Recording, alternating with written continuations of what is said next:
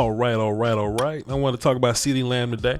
I think, we saw some good emergence from CeeDee Lamb. You know what I mean? He's turning into the full-blown NFL wide receiver that we want him to be. You know what I mean? If this is your 8th time hearing me say this, I apologize, but there are some people that may be new here.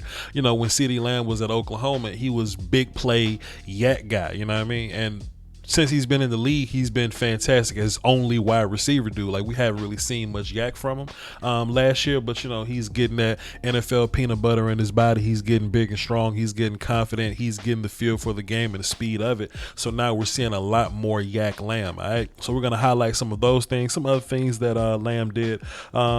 Just a couple other plays that I saw from the offense. Man, this is the offensive film session of the week. I ain't saying Lamb better than any other receiver on this team or nothing like that, because y'all would love to put words in my mouth and say that, but Lamb got busy, man. Lamb got busy last summer.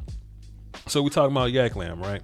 I want to show yak in two different ways, like Lamb from the hit, then Lamb from the catch. Now I'll just kind of explain that in a little bit. Lamb, like once you hit him, like once you get hands on him. I like the fact that CeeDee Lamb has turned into this dude that has this collection of moves and this collection of physical abilities to where even if you hit him, right, like even when you make that first contact with him, you can expect an extra few yards from here. And that's kind of wild from CD, being, he's gotten bigger, but he's still like 90 or something like that. Can a number nerd go to my comment section and hit me with that exact measurement?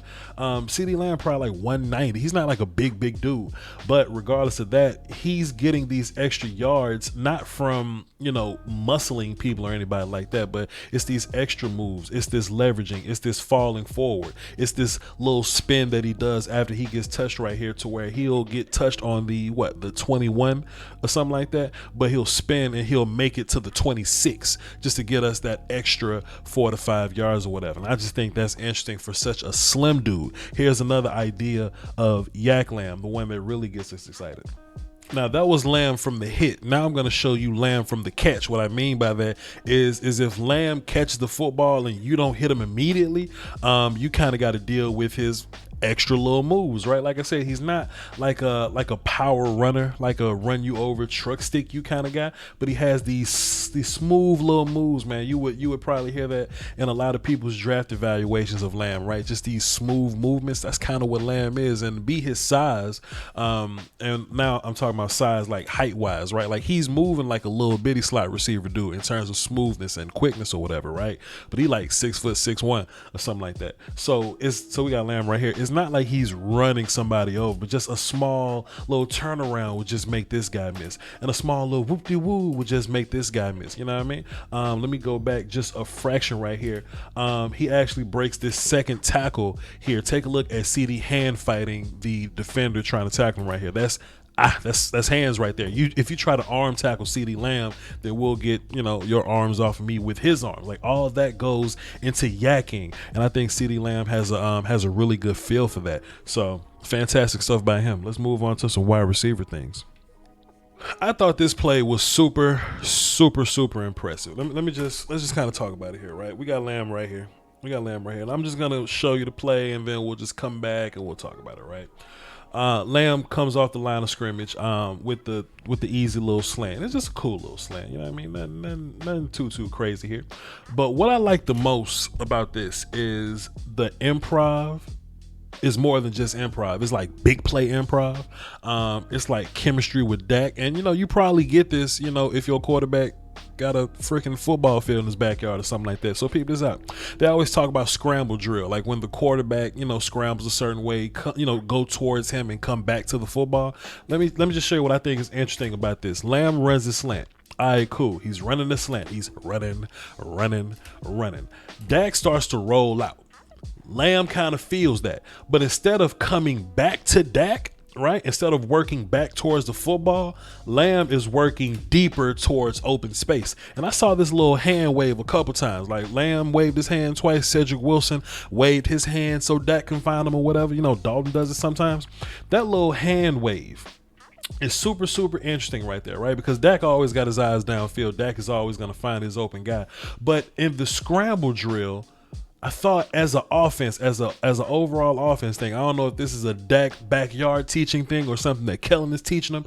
I feel like if the reporters should, if they're gonna ask questions, this would be a great question to ask, bro. Like, in your scramble drill, who taught you to not go back to the football, but rather find open space and let Dak find you in the direction that he's scrambling? I think that gives you a lot of opportunity for big plays. Now, can CeeDee do a bunch of this lined up as an outside guy? I don't know. It just depends on, who they got covering him or whatever. But I think they did a lot of this last year in CeeDee's rookie campaign, to where they'll just find open space from the slot position, and then Dak will just find them and they'll improv into big plays.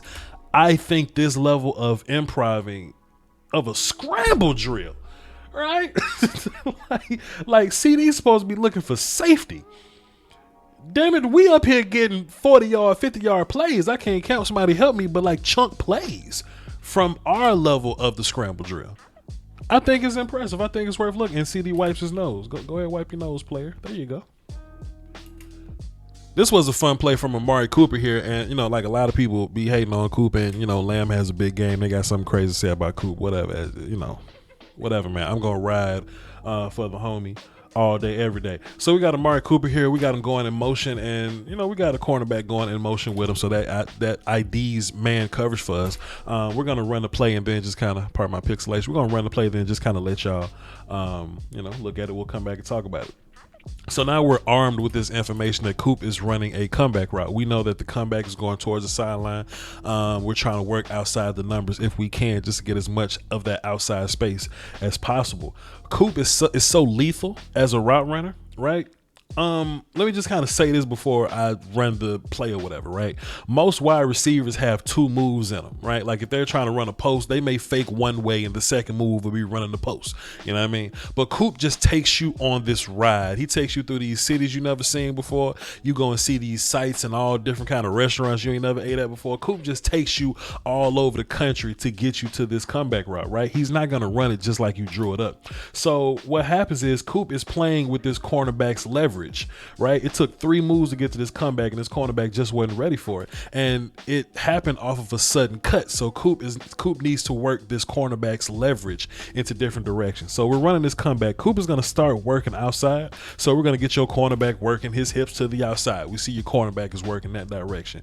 Most wide receivers on that second move, that's going to be that move. So corners get real bursty off that first cut, like right here. So now you mean to tell me Coop is running a comeback route, right?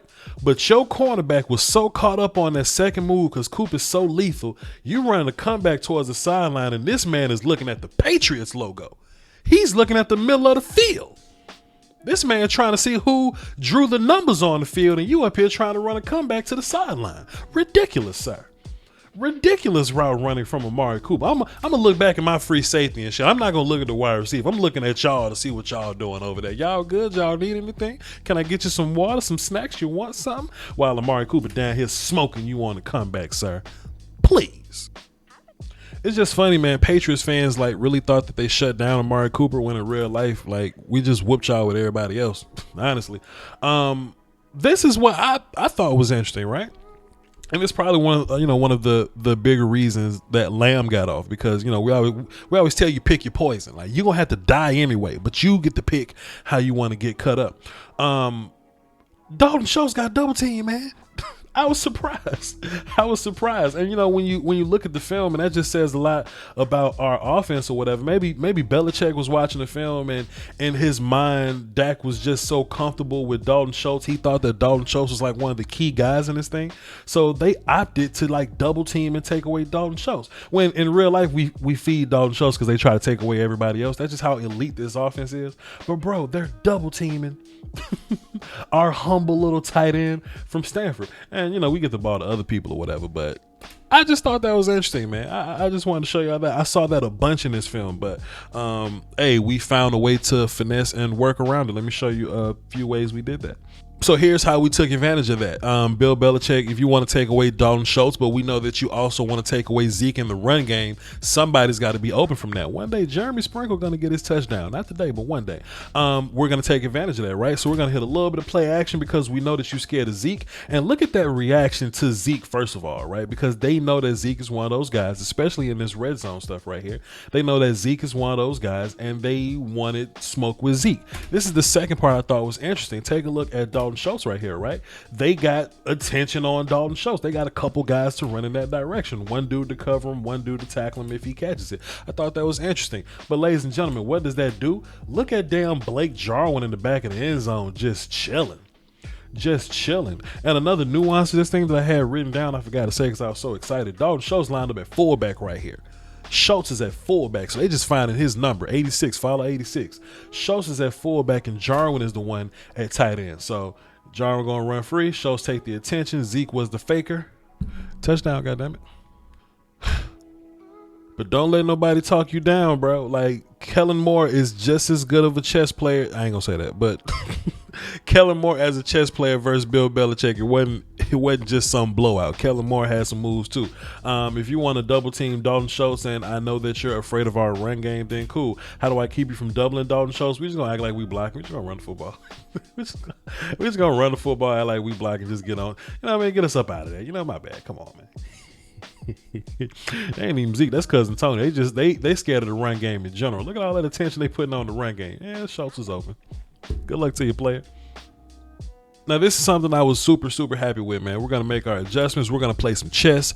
There have been 2 games to where quarterback sneaks haven't gone our way.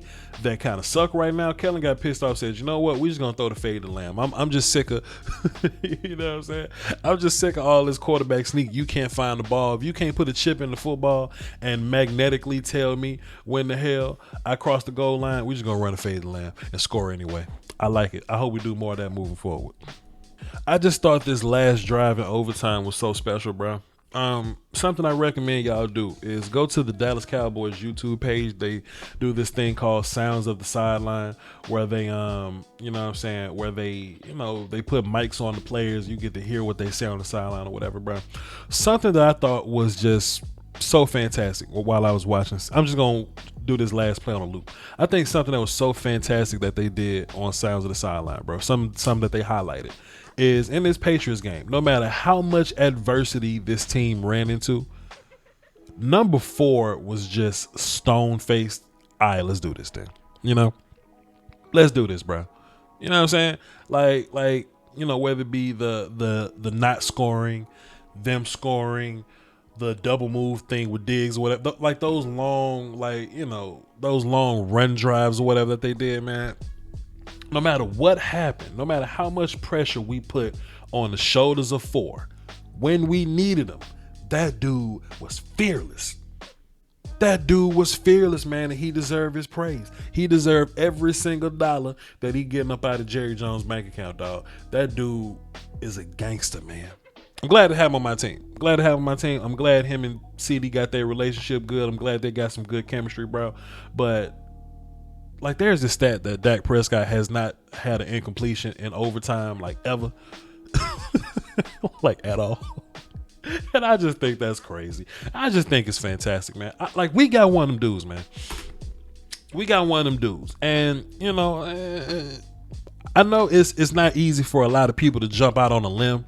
If y'all been following my channel for a while, you know I care nothing about limbs. I jump out on them. Me and 8 people, me and 8 of my friends go jump the shit out some limbs, beat them up. You know what I'm saying? I think Dak is one of them dudes, bro. Like people may not want to say that he's a Tom Brady type character or Aaron Rodgers type character or, you know, one of these top tier elite kind of dudes or whatever, man. But Dak is playing the kind of football to where he's one of those guys. You know, Dak will never be the most talented dude in the league. You know what I'm saying? Pat Mahomes exists. He's younger than him. He making $50 million a year, something like that. You know what I'm saying? Who you think you kidnapped Chelsea Clinton? All that shit. Pat ain't going nowhere. So Dak will never be the most talented dude in the league. But Dak is playing better football than Pat Mahomes right now. And I'm not joking. I'm not trolling. I didn't sneeze. I'm not blinking when I said it. He's playing better football than that dude, man. And I'm glad to be absorbing. I'm glad I'm just a part of this, man. I'm glad to be experiencing this, bro. Like, think about all the adversity that we ran into in this game. We still put up 35. We still scoring in the 30s and 40s every week. You know what I'm saying? Except for the for the first couple games or whatever. But we still putting up big points on all these teams, bro. There's a lesson in every bar. We're not gonna run into another Belichick. We're not gonna run into another Belichick, and I don't think we're gonna run into a defense as as significant as this one, right? Like this defense. I don't want to say significant or whatever, but this defense, not in the terms of players on the team, but the guys that, like, the collective of the defense, of like the coach, Belichick, the guys and what they do. We're not going to run into a team like this anymore. We're going to run into some teams with some better 3-techs, probably some better edge rushers. You know, we'll run into Aaron Donald and, Jalen Ramsey one day. We'll definitely see those dudes again. But in terms of like this kind of thing that Belichick put together to take away what we do best and to shade this guy. I'm double teaming Dalton Schultz from taking your run away. It almost worked. They almost took the damn run away from us, man. You know what I'm saying? But we just kept pounding and we just found that way, bro. This thing is something different. And we should enjoy it, man. We should enjoy it. Anyway, man, that's all the film I got for y'all this week, man. I'll probably do like a highlight tape for my streams or something like that. That'll be a fun little video. And we on bye, so like we should go on vacation or something. And I'll meet y'all back here, next week. Week after or whatever, when we go, get ready to beat the shot at the Vikings. You know what I'm saying? I'll probably do some live streams between time or whatever. There might be a scout cast, there might be a round table. I'm not making promises, but I'm just saying these things might happen, so look out for it. But that's just what I got for y'all, man. So y'all hold it down for the dope skill, woke, and the peace skill, whiskey, man. Till next time, man. Peace.